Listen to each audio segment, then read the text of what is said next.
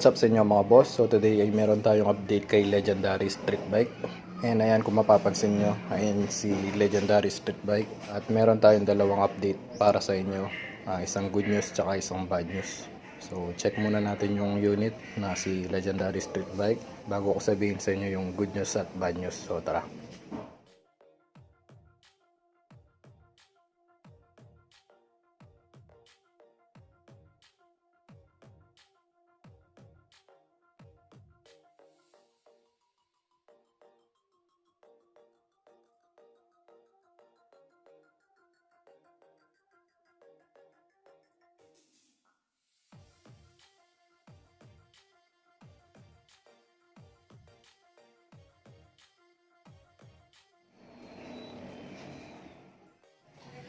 Bale ayan mga boss, mapapansin nyo hindi na talaga nagagamit si Legendary Street Bike, gawa ng na-busy.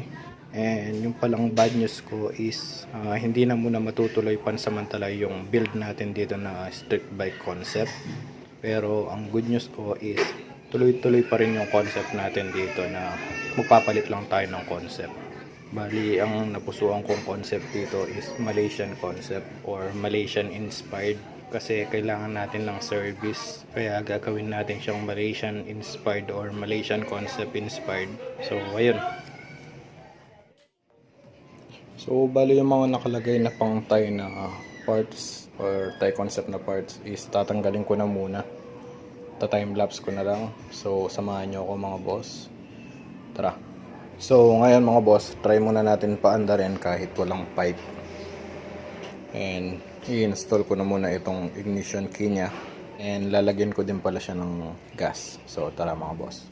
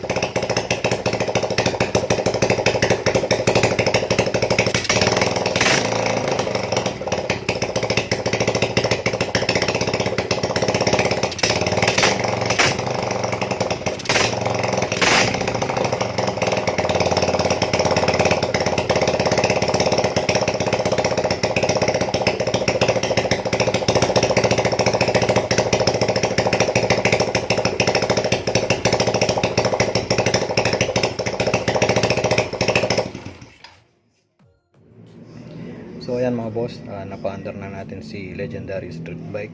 And hanggang dito na lang yung vlog natin about dito. So next vlog, umpisa na natin yung build natin dito. So like, comment, share, and subscribe mga boss always. Right, see.